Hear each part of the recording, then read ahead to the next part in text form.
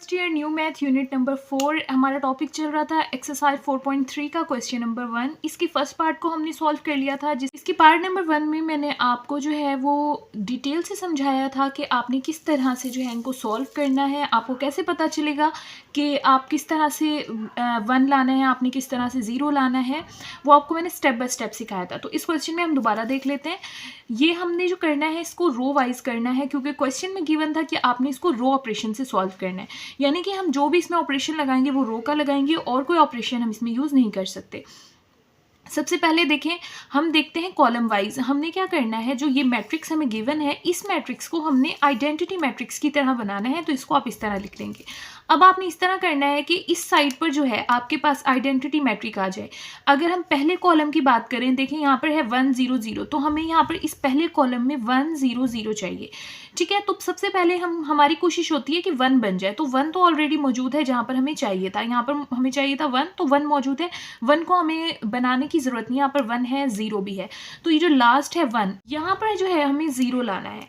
तो यहाँ पर जब हमें 0 लाना होता है, 0 लाने का तरीका ये होता है, जिस रो में आपके पास 1 होता है, जैसे यहाँ पर क्या है 1 है, ठीक है। सबसे पहले ये हमारे पास हो गई रो 1, ये रो 2 और ये रो 3। यहाँ पर आपको चाहिए 0, जिस रो में आपको 0 चाहिए वो रो लिखेंगे आप। मुझे रो 3 में यानी कि यहाँ पर 0 चाहिए, तो मैं लिखूँगी रो 3, ठीक है। उसके बाद आपने क्या लिखना है, यहाँ से जो यहाँ पर नंबर लिखा है, यहाँ पर नंबर हमारे पास क्या है 1, आप उसका रेसिप्रोकल लिखेंगे। 1 का रेसिप्रोकल होगा -1, ठीक है। यहाँ पर हम लिख देंगे -1, क्योंकि प्लस का 1 है तो यहाँ पर मैंने माइनस का 1 लिख दिया। उसके बाद जिस रो में 1 होगा, 1 यहाँ पर मौजूद है ना, जो हमें चाहिए था 1 यहाँ पर है, तो ये रो है हमारे पास 1, तो लिख देते हैं रो 1। ठीक हो गया। तो अब इसको सॉल्व करते हैं। हमारे पास जो फर्स्ट और सेकंड रो है वो सेम आएंगी, क्योंकि यहाँ पर हमें 1 ही चाहिए था, यहाँ पर 0, इसको हमें 0 बनाना है, तो हम रो 3 को चेंज करेंगे, बाकी 2 रोज को एज इट इज़ लिख देंगे। तो अब देखते हैं यहाँ से, सबसे पहले हमने लेना है रो 3 का पहला एलिमेंट और रो 1 का पहला एलिमेंट, और इस फॉर्मूला ऐसा फॉर्मूला इसमें पुट कर देंगे। रो 3 की जगह 1 और रो 1 की जगह भी हमें क्या पुट करना है 1। देखिए मैं यहाँ पर आपको पुट करके दिखा सकती हूँ, वैसे ही आपने रफ पर करना है। रो 3 की जगह हम पर क्या लिखेंगे 1 माइनस, यहाँ पर ऑलरेडी क्या है 1, और फिर R1 का एलिमेंट कौन सा लेना है, हमने 1 लेना है। यहाँ पर आ जाएगा 1 मल्टीप्लाई बाय 1 क्या हो जाएगा 1, और यहाँ पर क्या आ जाएगा 0। इसी तरह से आपने करते जाना है। रो 3 का एलिमेंट लेंगे और फिर रो 1 का लेंगे। रो 3 में है 0 और रो 1 में हमारे पास है 2, तो यहाँ पर लिख देते हैं रो 3 की जगह 0, यहाँ पर आ जाएगा 1, और R1 की जगह हमारे पास क्या है 2। 0 2 1 सा क्या हो जाएगा 2, और हमारे पास यहाँ से आंसर क्या आ जाएगा -2। तो -2 जो है वो हम यहाँ पर लिख देंगे। उसके बाद देखिए रो 3 से आपने लेना है 2 और रो 1 से लेना है -1। यहाँ पर हम लिख देते हैं 2 और यहाँ से लिख देते हैं -1। माइनस माइनस हो जाएगा प्लस, 1 मल्टीप्लाई बाय 1, और हमारे पास आंसर यहाँ से आ जाएगा 3, तो यहाँ पर लिख देंगे 3। अब इसकी बारी है, रो 3 से हमें लेना है 0 और रो 1 से लेना है 1, तो यहाँ से लेते हैं, यहाँ पर लिख देंगे 0 और रो 1 की जगह आ जाएगा 1 हो जाएगा, और साथ में -1 हमारे पास यहाँ से आंसर आ गए, तो यहाँ पर लिख देते हैं -1। उसके बाद जो है हमें जो है वो R3 भी 0 लेना है, R1 भी 0 लेना है। R3 भी 0 लिखें, R1 भी 0 लिखें, तो ये कम्प्लीटली क्या हो जाएगा 0 हो जाएगा। उसके बाद R3 जो है वो आपने 1 लेना है, R1 0 लेना है। यहाँ से हम पुट करते हैं R3 1 लेना है और R1 हमारे पास क्या होगा 0 1 को 0 से मल्टीप्लाई करें 0 आ जाएगा, और यहाँ से आंसर आ जाएगा 1। ठीक हो गया। यहाँ से पहला कॉलम हमने कंप्लीट कर लिया, हमें चाहिए था 1 0 0, वो हमने बना लिया। अब सेकंड कॉलम में हमें क्या चाहिए 0 1 0, यानी यहाँ पर हमें चाहिए 0 1 0, हमें यहाँ पर ये क्रिएट करना है। ठीक है, तो सबसे पहले जो है इस कॉलम में जहाँ भी आप स्टार्ट करेंगे पहले हम 1 बनाते हैं, तो यहाँ पर हम 1 बनाने की कोशिश करते हैं।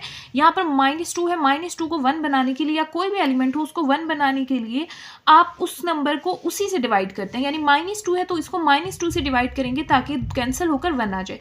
तो ये हमारे पास है सेकंड रो, यानी कि रो 2। तो हम ऐसा करेंगे, रो 2 जो है हमारे पास उसको डिवाइड कर देते हैं -2 से, यानी इस रो 2 का हर एलिमेंट -2 से डिवाइड होगा, और यहाँ पर हमारे पास क्या आ जाएगा 1 आ जाएगा जो हमें चाहिए।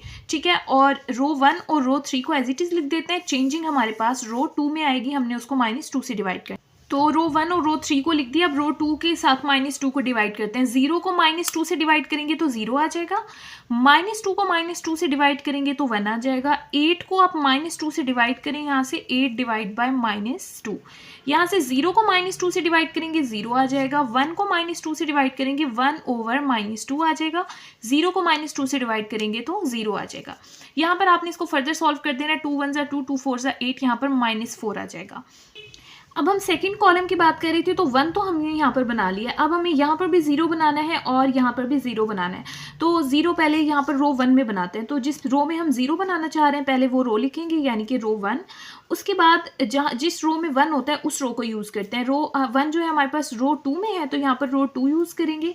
अब आपने यहाँ से देखना है, यहाँ पे हमें 2 की जगह पर क्या बनाना है, 0 बनाना है। तो इस 2 का आपने रेसिप्रोकल लिखना है। 2 का रेसिप्रोकल क्या होगा, -2, यानी कि R2 से पहले आप लिख देंगे -2। तो इस तरह से हम इसका जो है ना वो चेंजिंग इसमें करते हैं, ये आपने याद रखना है। उसके बाद अब जो है हम इसको सॉल्व करते हैं। रो 1 में से 2 रो 2 को माइनस करेंगे, ठीक है। तो यहाँ से देखिए हमने रो 1 को चेंज करना है। तो रो 2 और रो 3 जो है वो एज इट इज़ आ जाएगी। यहाँ से हमें रो 1 और रो 2 को सब्ट्रैक्ट करना है। तो देखते हैं, रो 1 हमारे पास ये है, रो 2 ये है।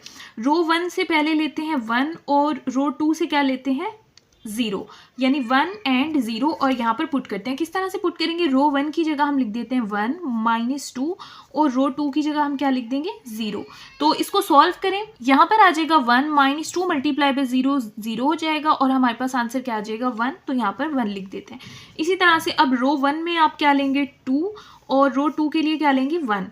ठीक है, तो इसको रफ पे करते जाते हैं। ये तो मैंने आपको यहाँ पर समझाने के लिए बता दिए, वैसे आपने रफ पर करना है, नीट पर ये वाला प्रोसेस आपने नहीं करना। तो यहाँ पर रो 1 से हम ले रहे हैं 2 और रो 2 से ले रहे हैं 1। यहाँ पर हम लिख देते हैं, रो 1 की जगह लिख देते हैं 2 और रो 2 से ले लेते हैं हम 1। यहाँ पर आ जाएगा 2 -2 1 ज़ा 2 और यहाँ से आंसर आ जाएगा 0। तो यहाँ पर हम क्या लिख देंगे, 0। अब यहाँ से देखिए हमारे पास क्या है, -4, जो हमने इसको कैंसिल करके आंसर बनाया था। R2 से लेना है -4 और R1 से लेना है -1। तो यहाँ पर लिख देते हैं, R1 से हम लेंगे -1 और R2 से लेंगे -4। यहाँ पर आ जाएगा -1 माइनस प्लस 2 4 ज़ा 8 और हमारे पास आंसर आ जाएगा 7। तो यहाँ पर हम लिख देते हैं 7। उसके बाद R1 से हमने लेना है 1 और R2 से लेना है 0। यहाँ पर लिख देते हैं, R1 से 1 लिया और R2 से हमने लिया है 0, तो इसका आंसर 2 0 0 हो जाएगा। हमारे पास आंसर जस्ट आ जाएगा 1। तो यहाँ पर लिख देते हैं 1। उसके बाद जो है हमने R1 से लेना है 0 और R2 से लेना है -1/2। यहाँ पर लिख देते हैं R1 से 0 और R2 से हमने लेना है -1/2। 2 से 2 कैंसिल हो जाएगा, यहाँ से आ जाएगा 0 माइनस प्लस और यहाँ से हमारे पास आंसर आ जाएगा 0 + 1 1 आ जाएगा। तो यहाँ पर हम लिख देते हैं, हमारे पास आंसर क्या आ गया, 1 आ गया। उसके बाद R1 भी 0 है, R2 भी 0 है। यहाँ पर पुट करें R1 भी 0 R2 भी 0, तो ये कंबाइन होगा, हमारे पास 0 ही रह जाएगा। ठीक है, तो अब देखिए यहाँ पर 1 भी आ गया, यहाँ पर 0 आ गया। अब हमने लास्ट में इसको भी 0 बनाना है। ठीक है, तो सबसे पहले जिस रो को आपने 0 बनाना होता है वो लिखते हैं। रो 3 में हमने 0 बनाना है, तो हम लिखेंगे रो 3। उसके बाद ये -2 है, तो इसका रेसिप्रोकल लिखेंगे +2। ठीक हो गया। उसके बाद जिस वाली रो में 1 होता है, इस रो में 1 है ना, ये वाली रो, इस रो का नाम है रो 2, वो लिख देते हैं। अब ये हमारे पास बन गया, ये चेंजिंग हम इसमें करेंगे। हमें रो 3 में चेंजिंग चाहिए, यानी कि रो 3 में हमें यहाँ पर 0 क्रिएट करना है। तो रो 1 एंड रो 2 जो है वो एज इट इज़ आ जाएंगी। तो अब इनको सॉल्व कर लेते हैं। यहाँ से हमें क्या लेना है, रो 3 में चेंजिंग कर रहे थे, रो 3 लेनी है और रो 2 लेनी है। देखिए ये रो 3 है, ये रो 2 है। यहाँ से रो 3 में भी 0 है, रो 2 में भी 0 है, इसमें पुट करेंगे 0 + 0, यहाँ पर क्या आ जाएगा, 0। उसके बाद रो 3 से आपने लेना है -2 और रो 2 से लेना है 1। इसको मैं रफ पेज पर कर देती हूँ, ये लिखकर। तो रो 3 से हम ले रहे थे -2 और रो 2 से ले रहे थे 1। यहाँ पर लिख देते हैं, रो 3 से -2 और रो 2 से 1। यहाँ से आ जाएगा -2 2 1 ज़ा 2 और ये कैंसिल होकर हमारे पास आ जाएगा 0 और यही हमें चाहिए था। यहाँ पर लिख देंगे 0। देखिए R3 से हम लेंगे 3 और R2 से लेंगे -4। यहाँ पर पुट करते हैं 3 और R2 की जगह पुट कर देते हैं -4। यहाँ पर आ जाएगा 3 ± -2 4 ज़ा 8 और 3 - 8 हमारे पास क्या हो जाएगा, -5। तो यहाँ पर हम लिख देंगे -5। उसके बाद देखिए R3 हमने लेना है -1 और R2 वैसे 0 लेना है, तो हमारे पास जस्ट R3 क्या आ जाएगा, -1 आ जाएगा, R2 वैसे 0 हो गया। यहाँ पर जो है R3 हमने लेना है 0 और R2 लेना है -1/2। यहाँ से आपको नज़र नहीं आ रहा होगा, -1/2।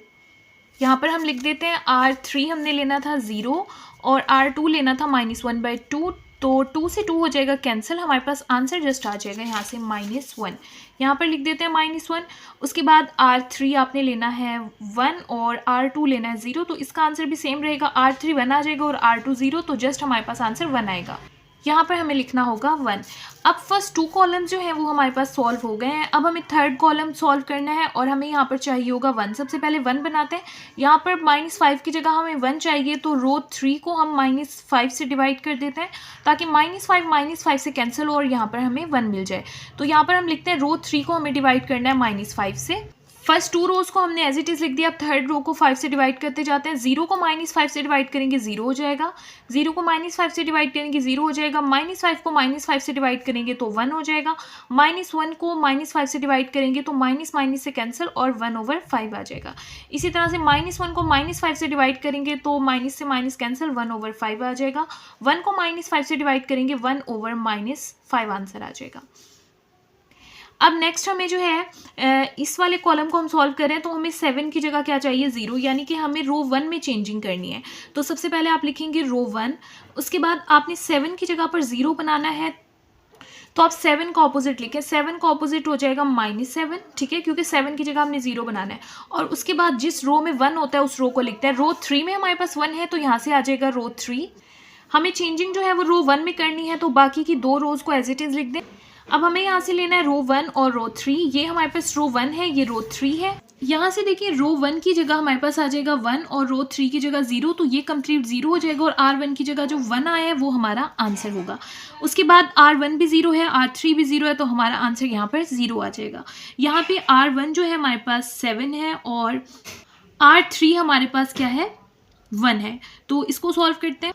R1 की जगह लिख देते हैं 7 और R3 की जगह पर 1। 7 -7 1 7, तो यहाँ से हमारे पास आंसर आ जाएगा 7 - 7 0। उसके बाद देखिए R1 हमारे पास 1 है और R3 हमारे पास है 1/5। यहाँ पर R1 की जगह हम लिख देते हैं 1 और यहाँ पर हमारे पास आ जाएगा 1/5। 1 और यहाँ पर डिनोमिनेटर में कोई वैल्यू नहीं है तो 1 हम खुद से लिख देते हैं। 7 1 7/5। यहाँ से एलसीएम हमारे पास आ जाएगा 5 को 1 से डिवाइड करें 5 आएगा, 5 1 5 को 5 से डिवाइड करें 1 आंसर आएगा, 1 को 7 से मल्टीप्लाई करें 7 आएगा, दोनों को सॉल्व करें -2/5 आ जाएगा। यहाँ से आंसर हमारे पास आ गया -2/5। अब R1 हमने लेना है 1 और यहाँ से आ जाएगा हमारे पास 1/5। ये सेम ही है तो इसका आंसर भी सेम ही आएगा। पहले भी हमने R1 1 लिया था और R3 1/5, यहाँ पर भी सेम ऐसा ही है, तो हमारे पास आंसर -2/5 ही आ जाएगा। उसके बाद R1 0 है और R3 की जगह लेना है -1/5।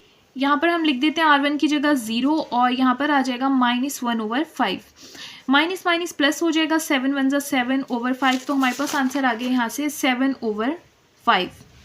अब यहाँ से लास्ट रह गए, यहाँ पर जो है -4 की जगह हमने बनाना है 0, तो रो 2 है, रो 2 में हमें चेंजिंग करनी है। सबसे पहले लिखेंगे रो 2, उसके बाद -4 का जो है वो रेसिप्रोकल लिखेंगे, +4 आ जाएगा और उसके बाद जिस रो में हमारे पास 1 है वो रो लिखेंगे। थर्ड रो में 1 है तो यहाँ पर आ जाएगा रो 3। अब इनको सॉल्व करते हैं। हमने चेंजिंग करनी है रो 2 में क्योंकि हमें यहाँ पर 0 चाहिए। फर्स्ट रो और third row as it is आ जाएगी। यहाँ से हमें रो 2 और रो 3 लेनी है। देखिए रो 2 में भी 0 है और रो 3 में भी 0 है, तो यहाँ पर हमारे पास 0 ही आ जाएगा। यहाँ पर रो 2 में 1 है और रो 3 में क्या है 0, तो ये वाली टर्म 0 हो जाएगी और रो 2 की जगह जो 1 है वो यहाँ पर आ जाएगा। उसके बाद यहाँ पर रो 2 में हमारे पास -4 है और रो 3 में 1, टू में हमारे पास आ जाएगा -4 और रो 3 की जगह आ जाएगा 1। -4 4 1 4 और इसका आंसर हमारे पास आ जाएगा 0। यही हमें चाहिए था, यहाँ पर लिख देंगे 0।